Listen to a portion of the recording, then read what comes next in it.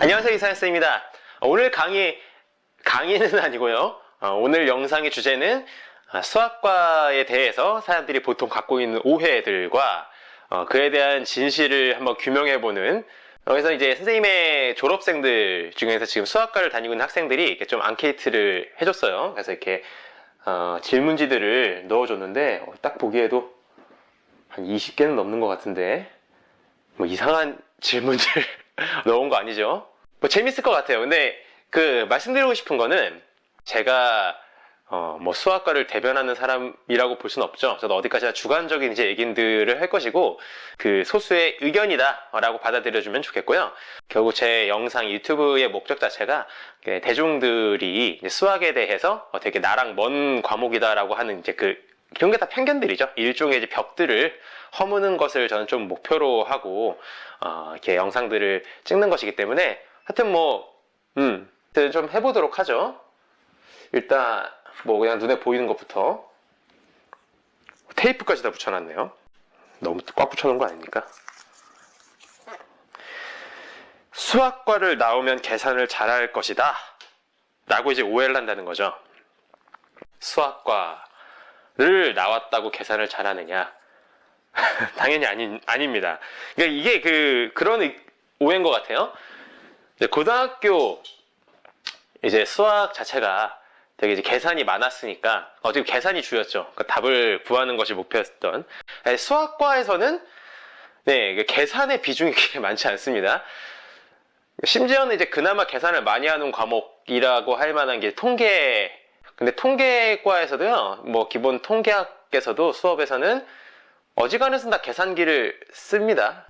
웃은 일도 있었어요. 그러니까 제가 대학교 다닐 때 이제 당연히 제 친구들은 대부분 다 수학과였죠. 그래서 8명이서 이렇게 철판 구이집을 갔는데 N빵이라고 하지 않습니까? 이제 N분의 1로 가격을 나누자라고 하는데 이게 도저히 계산들이 안 되는 거예요. 그래가지고 우스갯소리로 우리들이 그랬죠. 야, 수학과 8명이 모였는데 이거 계산 하나 못하고 있다. 우리도 쪽팔려가지고. 그렇다고 하여튼간 아닙니다. 이렇게 짧게만 해도 되는 거죠? 학생들이 계산적이고 지나치게 논리적일 것이다. 논리적인 건 괜찮은 거 아닌가요? 이게 지나치게 논리적일 것이다 라는 것은 되게 꼬치꼬치 캐묻고 그럴 것 같다라고 하는 그런 인식인 건가요? 논리를 많이 따질 것 같다. 말싸움 이런 거 많이 할 것 같다라는 인식인 것 같은데, 사실 이제 대학교 때는 1학년 또 4학년 때까지는 4학년 말 때쯤은 좀 달라질 수 있는데 논리를 전개한다 라기보다는 외우기 바쁘거든요. 흔히 말하는 정의, 정리, 렘마들, 나름 정리들 이런 것들 다 외우기 바빠서 정리라든가 기본적인 그런 프로포지션들이라든가 이런 것들 이제 암기를 할 때 요게 이제 무슨 말을 하고 있는지는 알아야 되니까 그걸 이제 해석하는 과정에서 논리력이 키워질 수는 있죠. 근데 그런 식의 논리력은 무슨 과든 다 생기지 않나요? 결론은 수학과라고 해서 계산력이 더 좋을 것이다, 혹은 계산을 많이 할 것이다, 사람이 계산적일 것이다, 혹은 논리를 꼬치꼬치 캐물을 것이다, 그렇지는 않다라는 거. 제 경험엔 그렇습니다. 계속 한번 가볼까요? 안 떼져요. 풀로 하지. 자기 세계들이 강하고 사회성이 안 좋을 것 같다. 괴짜들이 많을 것이다.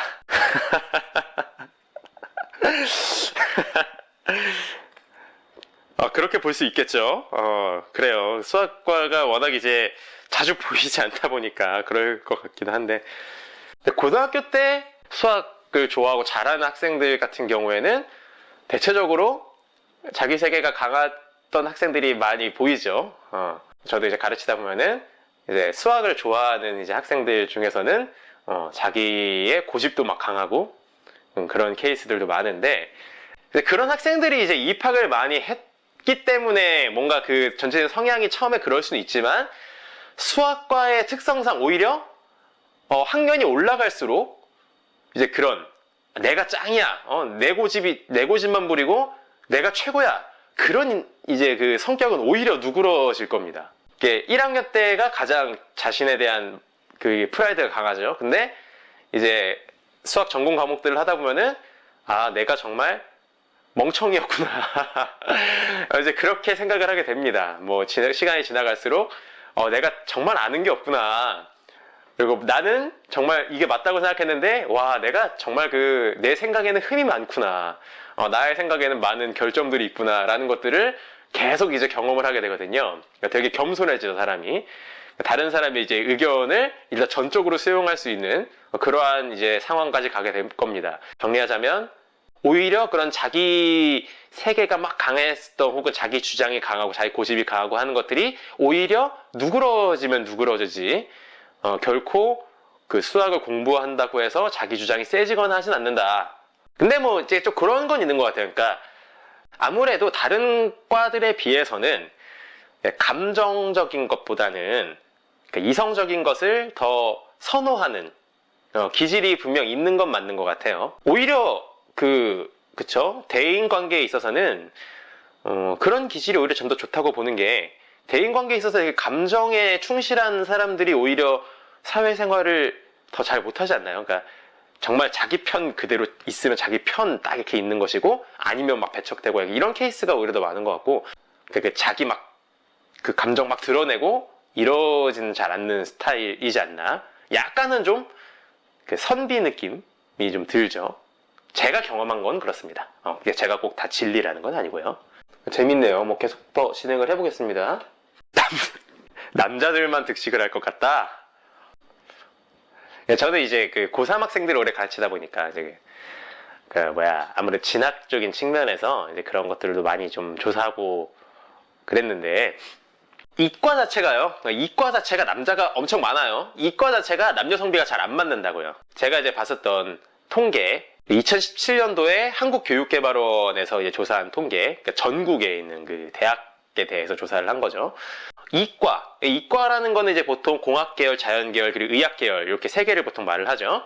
그 셋을 다 합쳐서 이과의 그 남녀 비율이 어떻게 되냐라고 하면 전체 중에서 여자 비율이 31%입니다. 31%. 정확하지 않고 30점 몇 %인데 하여튼 31% 정도라고 보면 되는데 수학과는 전체 중에서 여자 비율이 36% 정도거든요. 그러니까 이과 전체로 놓고 봤었을 때는 수학과 정도면 남녀 성비가 맞는 편이에요. 되게 극화가 되는 게 어딥니까? 공학계열. 이제 전체 중에서 여자 비율이 18% 정도라고 이제 기억을 하는데 외우기도 참 좋죠. 여기 나오는 비율. 그러니까 이제 수학과 가면은 남자들만 득식을 낼 것이다 라는 것은 잘못된 생각인 거죠. 이건 확실히 오해가 많습니다. 이과 중에서는 상당히 남녀 성비가 잘 맞는 편이다 라고 볼 수 있어요. 대학교에서는 리만 가설이나 페르마의 마지막 정리 같은 것을 공부하나요?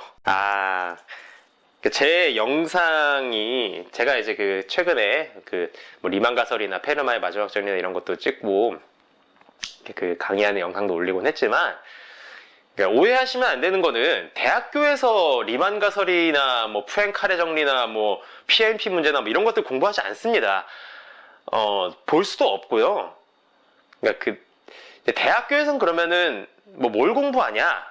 자칫하면 따분해질 수 있을 것 같아서 좀 간략하게 얘기를 하자면 이제 1학년 때는요 미적분학을 물론 이제 배우고 뭐 하는데 고등학교 때 배웠던 미적분이랑 많이 다르죠. 대학교 들어가서는 이제 자기가 증명 없이 그냥 암기하면서 공부했었던 것들을 이제 다시 다 재조명해서 다시 다 조명하면서 물론 또 새로 배우는 것도 있지만 증명하는 그 방식들을 배운다라고 보면 돼요. 2학년 때 이제 집합론이랑 이제 상형대 수학이랑 이제 미분 방정식이라든가 그런 것들을 하는데 여전히 기초 과목이에요. 그냥 수학의 무슨 대단한 분야를 공부하는 게 아니라 적어도 앞으로 수학 공부를 하기 위해서는 그러니까 어떻게 비유하면 좋을까요? 우리가 이제 작가가 되고 싶다고 해봅시다. 글을 쓰는 작가. 그러면 대학교 1학년, 2학년 때는 뭘 배우는 거냐라고 하면 글자를 배운다라고 생각하면 맞을 것 같아요. 글자를 배운다.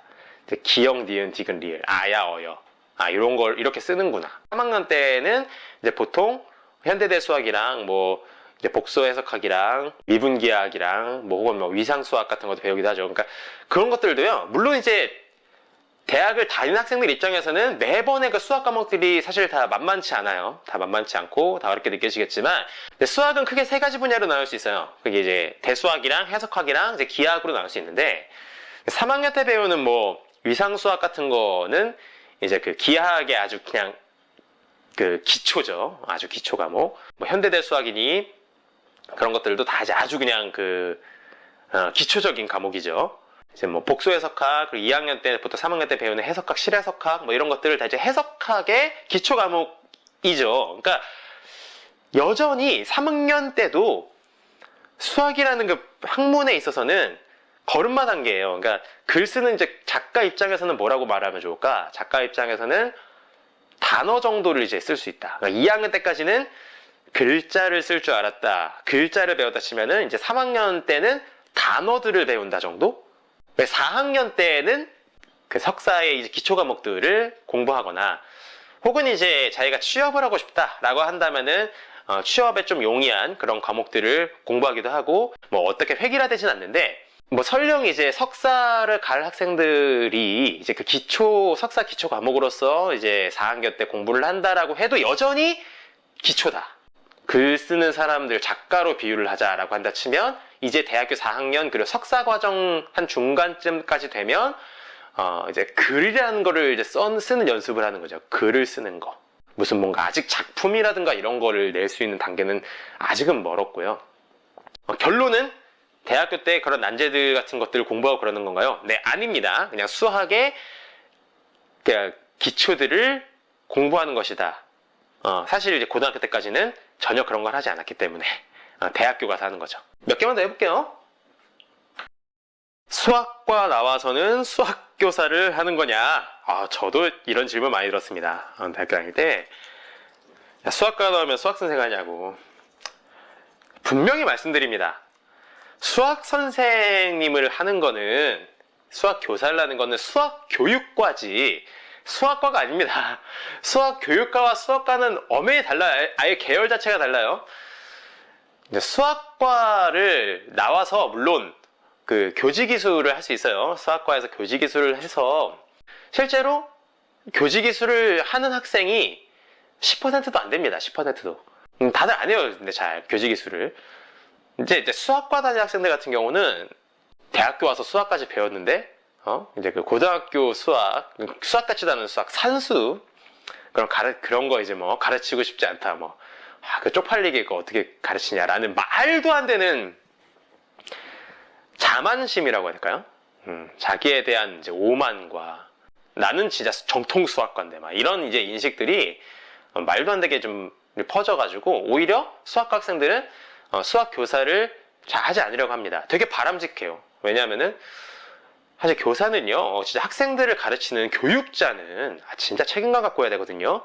절대 학생들을 얕은 마음으로 가르쳐서는 안 됩니다. 그 앞에 서서도 안 되고요. 그러니까 저는 그렇게 생각해요. 뭐 항상 다 그렇다는 거 아닌데 적어도 교육자라는 타이틀을 다는 사람은 흔히 말하는 어른이라고 하는 그 누구보다 어른스러워야 하고 학생 앞에서 모범과 귀감이 좀 돼야 되는 사람이라고 생각해요. 되게 생활도 좀 절제하면서 잘 살아야 되고 이제 그 학생들에게 사실 그 사사로운 행동 하나하나가 다 티가 나거든요. 학생들이 그걸 결코 모르지 않아요. 학생들이 그런 거에 의해서 되게 많이 영향을 받기 때문에 말이 좀 샜는데 보통은 이제 수학과 나와서 취직을 하려고들 하죠. 아니면 대학원 가거나 취업문이 요새 좀 좁잖아요. 취업하기가 쉽지 않다 그러는데 이제 그런 인식은 있어요. 뭐 취업 안 되면 뭐 학원이나 그런 강사 하지 뭐. 이제 보통 그렇게 생각을 합니다. 뭔가 마치 최후의 보루인 것처럼 정말 잘못된 것이긴 한데 앞서 말했지만 교육이란 상당히 책임감 갖고 해야 된다는 거. 여하튼간 수학과 나와서 수학교사를 한다라는 것은 아니다. 삐. 시간이 지금 이거 다 못해요. 이거 다 하면 너무 지루해요, 영상. 너 수학과 다니니까 재밌지. 야, 수학과에서 배운 수학은 쓸모가 없다? 이거 뭔 말이죠? 뭐 그런 얘기인가? 수학과에서 배우는 수학은 이제 증명 위주고, 실제로 이제 우리가 뭐 공업 수학이니 뭐 경제 수학이니 그쪽에서 하는 그 수학을 하려면 다시 또 새로 배워야 된다. 그래서 아마 이런 얘기 저도 좀 들어본 것 같은데, 저는 그렇게 생각합니다. 제가 예전에 영상에서도 그런 얘기를 한 적이 있는데, 애초에 이제 다른 분야에 접목하려고 수학과를 왔다라는 것 자체가 말이 안 되죠. 그렇게 하면 안 돼요. 다른 이제 과를 하다가 수학의 필요성을 느껴서, 이제 수학 워낙 많이 쓰이니까 다양한 분야에서도 수학의 필요성을 느껴서 이제 수학과 과목을 듣거나 뭐 그럴 수는 있어요. 그치만 수학과를 애초에 이제 다른 학과나 자기가 뭐 예를 들어 뭐 금융 쪽이든 뭐든 그쪽으로 진출을 하기 위해서 수학과를 왔다. 이걸 이렇게 하면 안 돼요. 수학은 그렇게 공부하면 오래 하실 수 없고요. 흥미를 느끼기도 힘들어요. 수학은 수학입니다. 수학과는 수학과예요.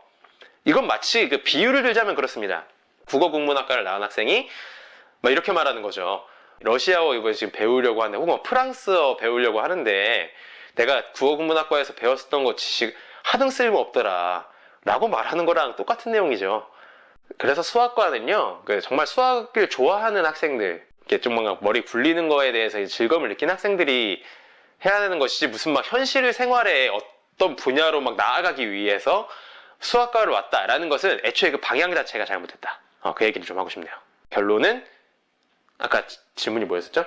수학과에서 배운 수학은 쓸모없다라고 하는 것은 어디서부터 잘못됐는지 참 그것을 다 말하기 힘들 정도로 잘못됐다. 이렇게 말하고 싶네요. 자, 시간 관계상 뭐 한 개만 더 해보죠. 잘 뽑은 것 같아요. 수학과 나오면 취직 안 된다. 이제 과들 중에서는 애초에 그런 취업 쪽과 애초에 연계가 되어 있는 과들도 있지만, 분명한 거는 그래요. 분명한 거는 수학과는 취업이랑 사실 바로 연관시키기에는 그 속성이 좀 무리가 있죠. 그러니까 설령 이제 수학을 정말로 현실 생활에 접목을 시키면서 뭔가 자기의 전공을 살려서 하고 싶다라고 하기에는 이 세상이 너무 많이 발달됐습니다. 그러니까 그 학사과정 정도, 대학교 4년 정도 이제 수학 한 거 가지고는 아직 수학 그 학문 분야 입장에서는 걸음마도 아직 못 된 상황인 건데 뭘 하겠어요. 그러니까 적어도 이제 박사과 정도는 돼야, 그쵸, 뭔가 이제 기대를 하는 것인데, 그러니까 수학과랑 애초에 취업이 분명히 연관이 잘 되진 않아요. 근데 그럼에도 불구하고 수학과의 취업률이 뭐 되게 바닥을 치느냐 그런 건 아니거든요. 제가 지금 이제 떠오르는 데이터도 작년 데이터긴 한데 2017년도 기준으로 전국 모든 학과들의 평균 취업률이 64% 정도였던 걸로 기억하거든요. 64% 정도. 근데 이제 수학과가 60% 정도였어요.